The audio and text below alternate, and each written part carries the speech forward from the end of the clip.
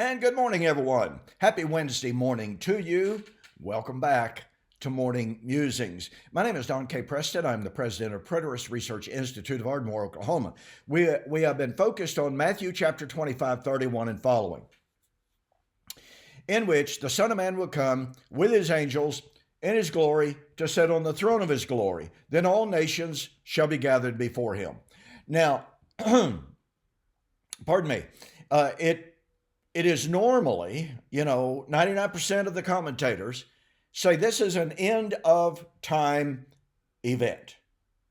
What I've been sharing with you is that this parable, if you please, this pericope, as it's called, is really nothing more than a continuation of the parables of the wedding, Matthew 25, 1 to 13, and of the return of the absent master, Matthew 25, 14 and following. It is not a totally separate, distinct, independent story about an event unrelated to those two parables. Once we grasp that and we understand that Matthew 25, 1 to 13 is about the time of Christ coming for his wedding at the judgment of Babylon, which is the city where the Lord was crucified, Revelation 11, verse 8, that puts it in the context of the first century. And so one of the things I've been sharing with you over the last few weeks is the direct parallels between Joel chapter 2 and 3 and Matthew chapter 25, 31 and following. And in yesterday's video, I shared with you that Joel predicted that in the last days and at the great and the terrible day of the Lord, the sun would be darkened, the moon would not give its light, the stars of the heaven would no longer shine. And I shared with you the fact that while many commentators, many Bible students say, oh, well, see, that hasn't happened. The sun is still shining in the sky. The moon is still there. The stars haven't fallen from the sky. So very clearly, Joel chapter 3 has not been fulfilled. Now keep in mind, Joel 2 and 3 is directly parallel to Matthew chapter 25. All right? As I shared with you yesterday, this language of the sun and the moon and the stars no longer shining, of falling from the sky, etc., etc. Ladies and gentlemen, understanding this language is critical to understanding Bible prophecy. We have a couple of different hermeneutical approaches. We have the more popular evangelical approach that says, Bible says what it means what it says. If it says the sun would no longer shine, the moon would not give its light, and the stars of heaven would fall from the sky, then guess what? That hasn't happened, therefore the prophecy is not fulfilled. And that means that all of those prophecies that said the coming of the Lord, the judgment, and the resurrection was at hand, coming soon, quickly and shortly in the first century, that can't mean quickly, shortly, soon. So, language of time is turned into a metaphor and figurative speech with essentially no meaning whatsoever.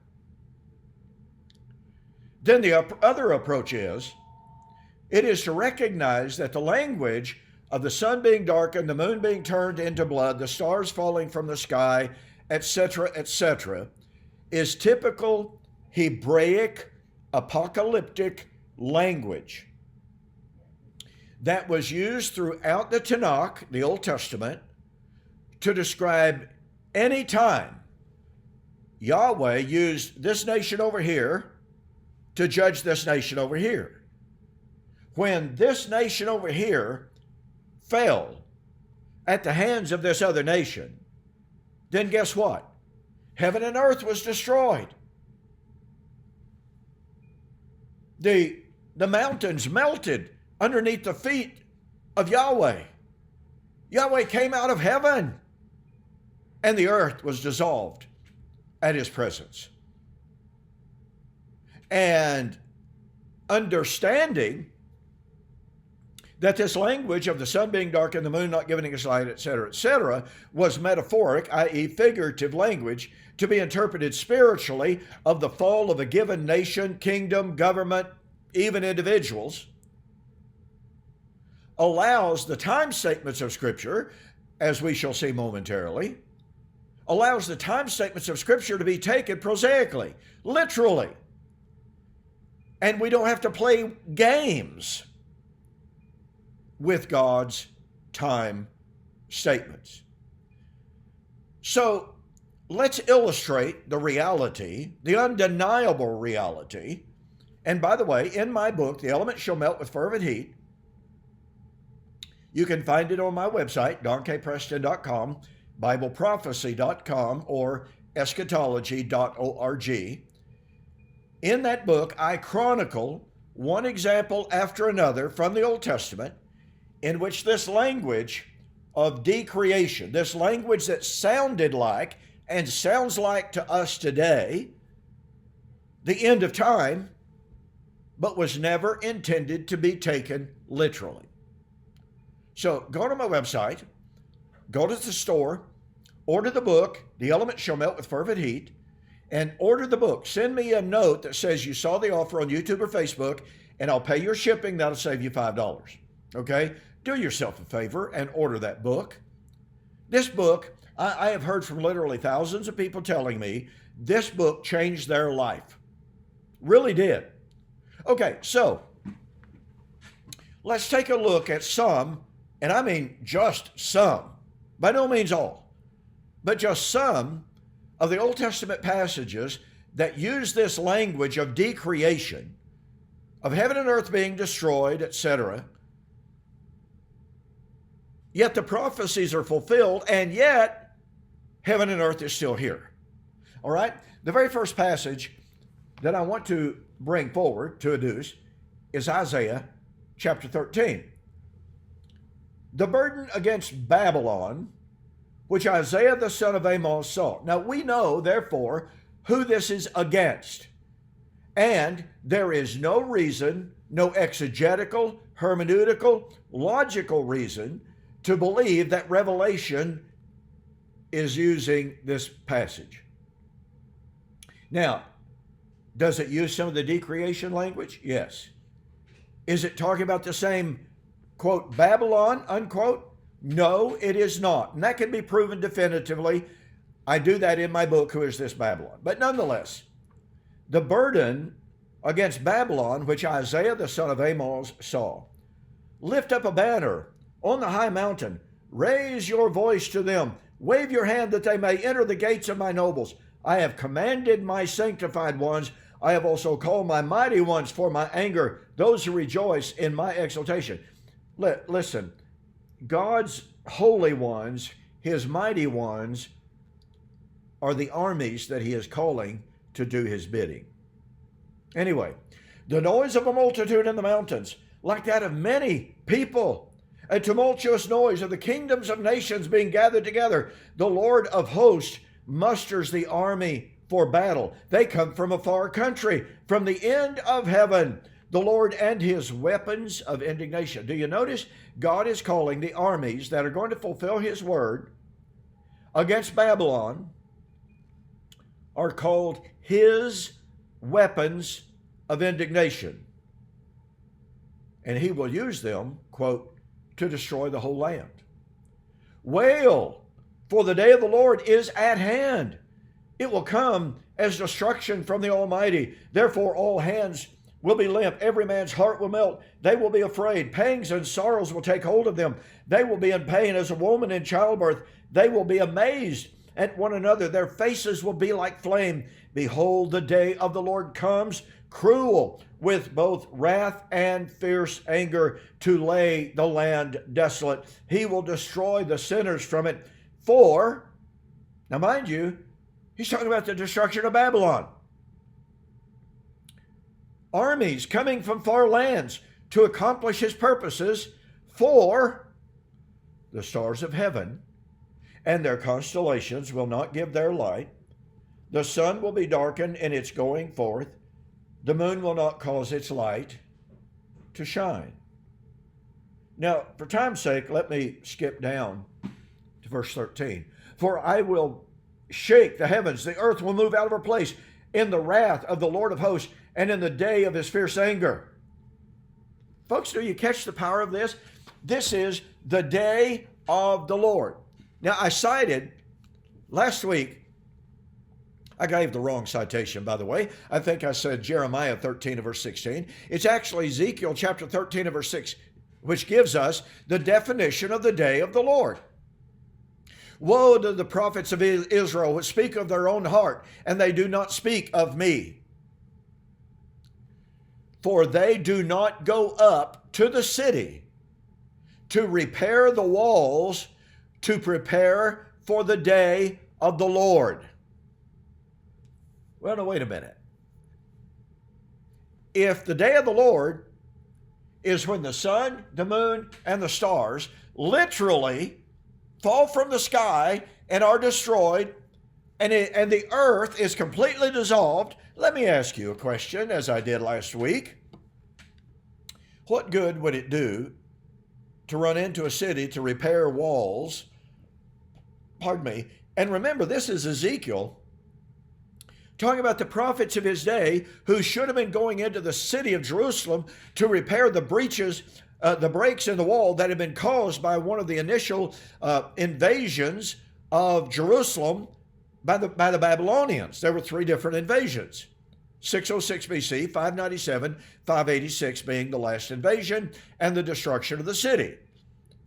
So the Babylonians had come, they had made breaches in the wall, but they hadn't captured the city. Here is Ezekiel castigating the prophets of Israel, the prophets of Jerusalem, saying, listen, you've been talking a lot as if you are the prophets of God. Here's what you ought to have been doing. You ought to have been going into the city, calling on the people to repair the walls caused by the Babylonians to prepare for the day of the Lord. Was he telling the prophets they should have been telling the people, no, you need to repair Jerusalem's walls because very shortly the sun and the moon and the stars are going to fall from heaven? You know that's silly. If a single star fell from the sky onto the earth, there would no longer be an earth. It wouldn't hardly do a lot of good to be repairing the walls of Jerusalem or any other city to prepare for the stars falling out of the sky. Now notice, Isaiah said, the day of the Lord, when the sun would be darkened, the moon would not give its light, the stars would fall from heaven, is at hand. So here's the argument that is given by futurists and those who try to negate the time statement. They tell us, look, that, the invasion, the destruction of Babylon, Isaiah said it was at hand. But if you go down to verse 15 and following, the Medes and the Persians would do that. Well, in verses 13 to 15, we find out there was a preliminary invasion of Jerusalem at the hands of the Assyrians. And by the way, the Bible Knowledge Commentary, a dispensational commentary by Walvard and Zook, they tell us Isaiah foretold the day of the Lord was at hand. Within 15 years, the Assyrians destroyed Babylon. Thus, the at-hand statement was fulfilled. Even dispensationalists acknowledge that.